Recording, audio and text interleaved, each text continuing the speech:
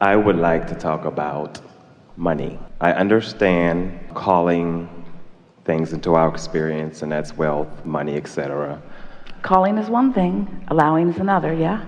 Yes. And I've also been understanding that to call more money into my experience, I must spend money as if I have the money. Well, I must spend. that's a good way to call debt into your experience. So I am wondering, how do I spend money without fear? You can't spend money that you don't have Well, without some trepidation. It's about momentum and balance, isn't it? Don't Yes. get too far off into it. yes.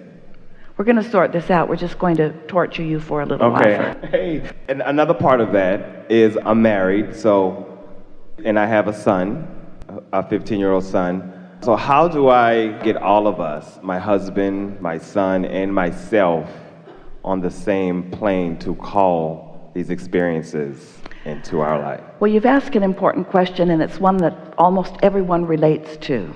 And it really is a subject that is easy for us to remind you what we were talking about earlier, because the first thing that we want to ask you is, do you think you are more often in a place where you are thinking about and feeling about money, or thinking about and feeling about not enough money?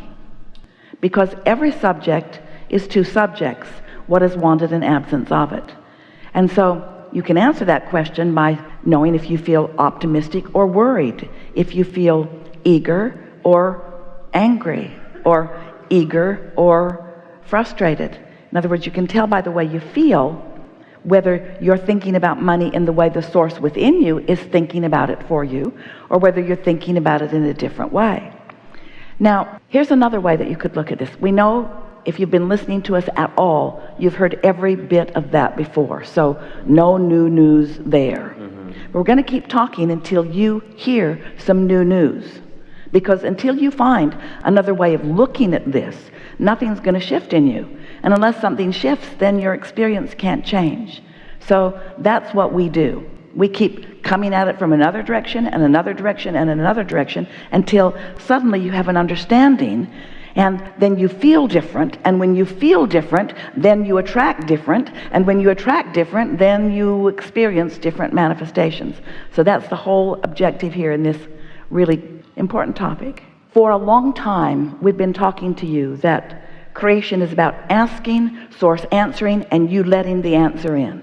Step 1, 2, 3. Asking's easy, isn't it? Especially if you have a 15-year-old or partner who's asking too. In other words, the more delicious life is, often the more things that you want to experience in it, the more experiences you want to have. So the asking part is not a hard part. When you don't have enough of something, you know that you want more. Source recognizes every time you ask. Now, here's an important thing that you may not have heard us say before about this step 2. Source knows what you're asking for, and only has a vibration about what you are really asking for. So this is interesting. When you feel like you don't have enough money, and it causes you, just for a moment, to send off a rocket, I would like more money, meaning I want more freedom, I want more experience. Your inner being becomes the essence of the freedom and the essence of the experience.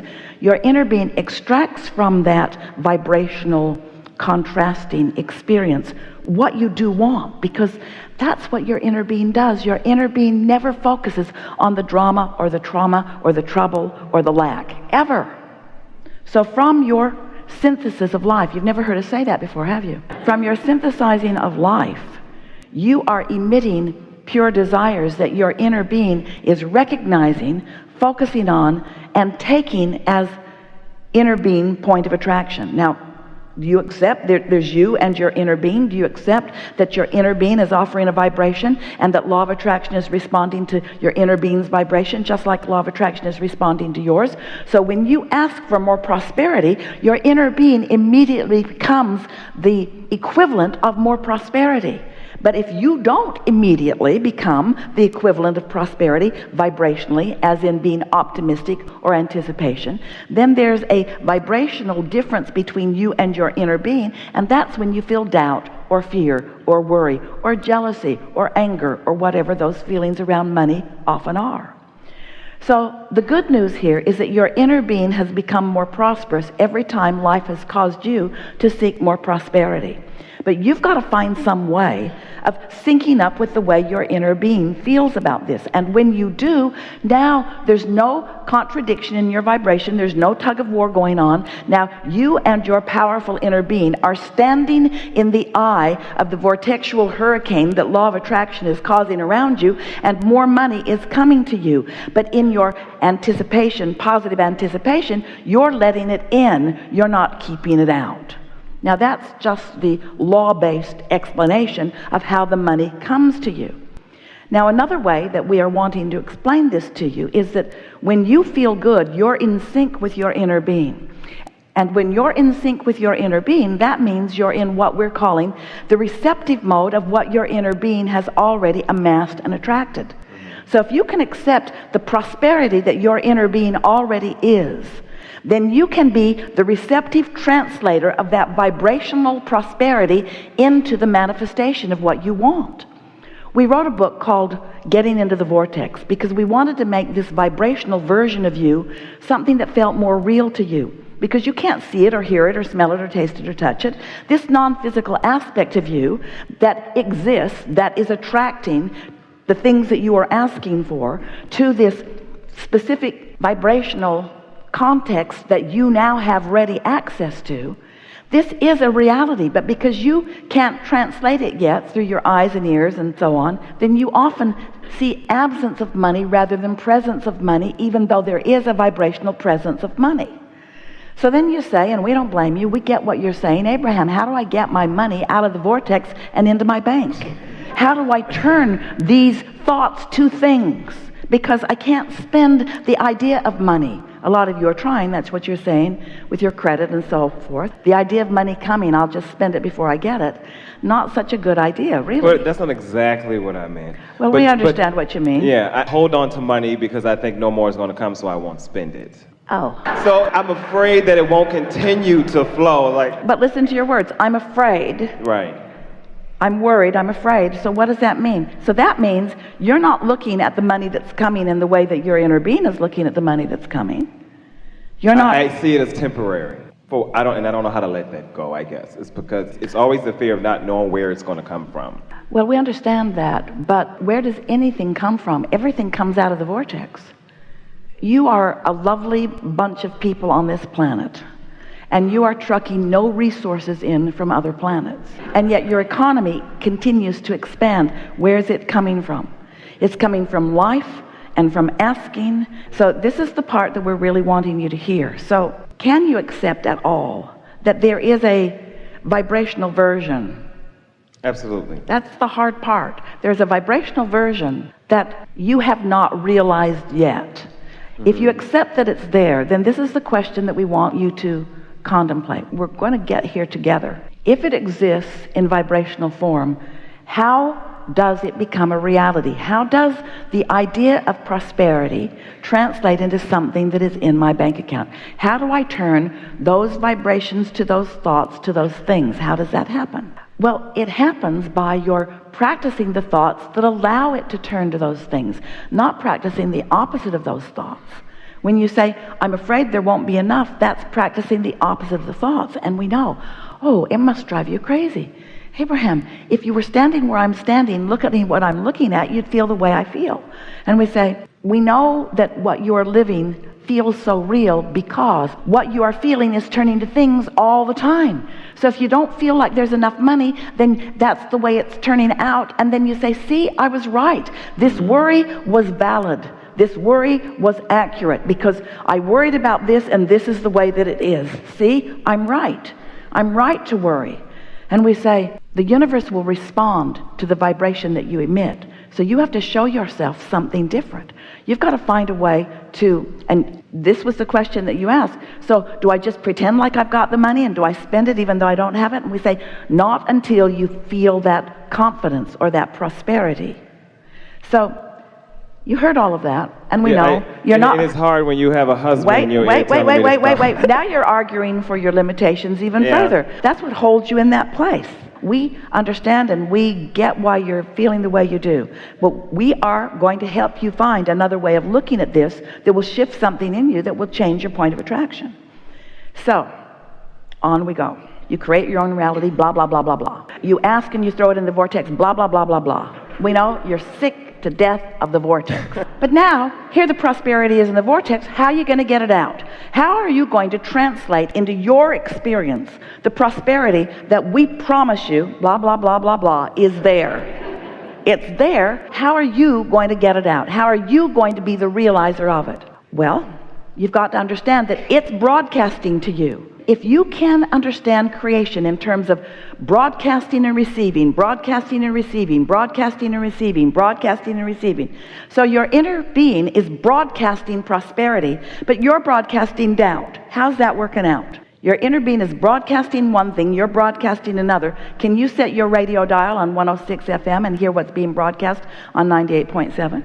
No. Can you receive from a different frequency? You've got to line up with the frequency that your inner being is broadcasting. So that's the first big question that we want to put to you. Do you believe that through your life you have created a vibrational version of your prosperity, and that your inner being stands holding it, knowing it, being it, and broadcasting it? I do.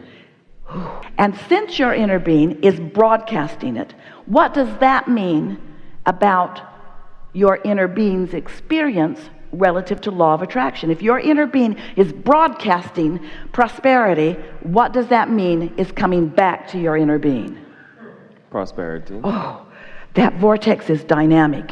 It's dynamic, it's growing, it's big, it's riches that you cannot identify yet, and it's real.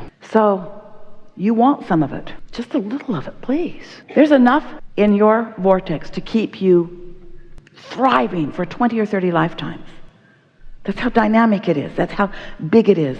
And you want some of it. How are you going to get it? You got to tune your tuner to the frequency of what your inner being is broadcasting, which is what we're calling the receptive mode. You got to get in the receptive mode. You've got to think like your inner being thinks in order to be in that receptive mode. You can't be blaming your husband. You can't be blaming the economy. You can't be blaming government. You can't be blaming an employer. You can't be focused on the absence of what you want and tune your tuner to what your inner being is broadcasting. And your inner being is not going to change its broadcast to match yours ever. Your inner being is going to stand in your prosperity. You got to find a way to be there too. So let's talk about you being in the receptive mode. So the receptive mode means you've got your tuner set for something. And if you're walking around in this world like most people, what you're observing is what's causing you to set your tuner. Complaints from your partner, different things that are happening in your life. Bills. Esther set her tuner from a telephone call she received, just for a moment, until she realized she'd done it, and then she said, uh-oh, gotta go.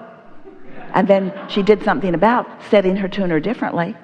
You see what we're getting at? Yeah. In other words, if you're aware when you're doing it. Now, money's the hardest thing, really, because that's the thing that you've been worried about the most for the longest. And that's the thing that you've activated a bunch of vibrations about, usually, that you're not going to change overnight, but you can change them, and you must.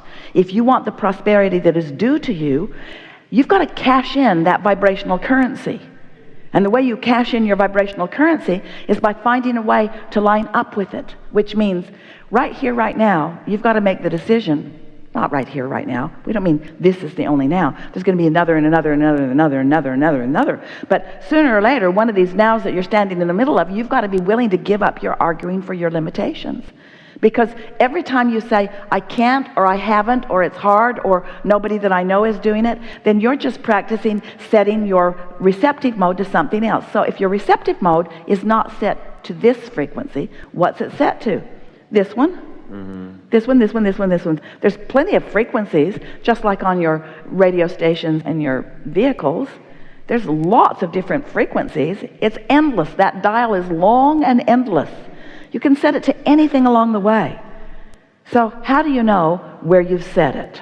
How do you know where you've set your tuner? Two ways: how you feel and what's happening.